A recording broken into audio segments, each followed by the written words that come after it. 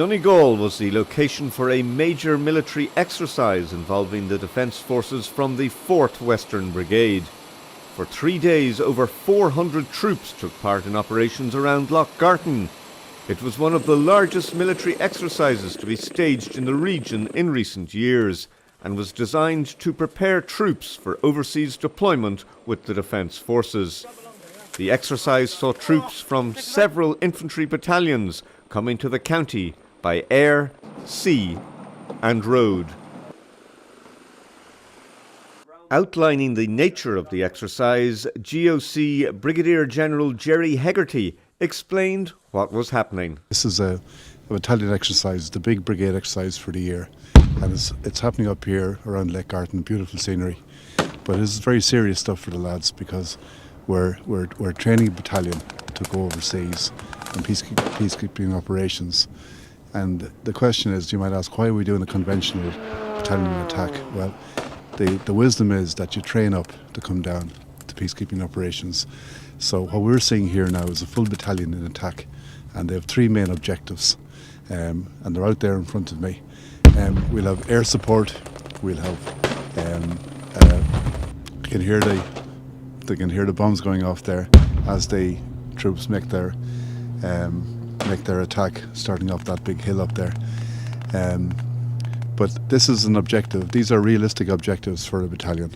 Irish troops have been deployed abroad in peacekeeping operations in recent years, and he stressed the importance of proper training. Of course, we've had a lot of trouble in peacekeeping operations, and we tend now to be in Chapter 7 peacekeeping missions, which are peace enforcing missions. All the missions really since Bosnia and Srebrenica that the UN have mandated tend to be at the sharp end, if you like, peace enforcing. So we have to be prepared for this. But this is conventional training. As I said at the start, conventional training is at the high end. Given the scale of the operations, exercises like this require a considerable amount of careful planning. There are 440 soldiers involved in this attack here, and you can take it that it takes a lot more soldiers to get those people into position. So logistically, yes, this is a huge effort. We had to get troops from Galway, from Athlone and from Finnarcamp up here, and they've been up here for the past few days. So to feed them, to house them, to transport them, some came by ship, some came by air, some came by truck. So it is a huge logistics effort, but that's part of the training. He also highlighted the importance of the Reserve Defence Forces, who play a key role. I always say, without the reserve forces, exercises like these would nearly be impossible for us because of all the other things we do. As well as this type of training, we have operations taking place every day of the week in support of the civil power, and we've also got troops overseas.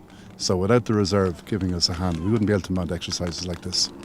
Brigadier General Hegarty then explained how operations would be completed on the final day. Well, this day will come to a close when the battalion takes these 3 objectives that we see in front of us here. It's going to be a very, very tough effort. As you can see, the terrain here is very, very tough. But when these objectives are taken and all the troops are accounted for, the exercise will then come to a close. Given the demanding terrain and testing weather conditions experienced at times during the 3 days, it was widely acknowledged that this exercise was invaluable in the training and development of Irish troops for future operations.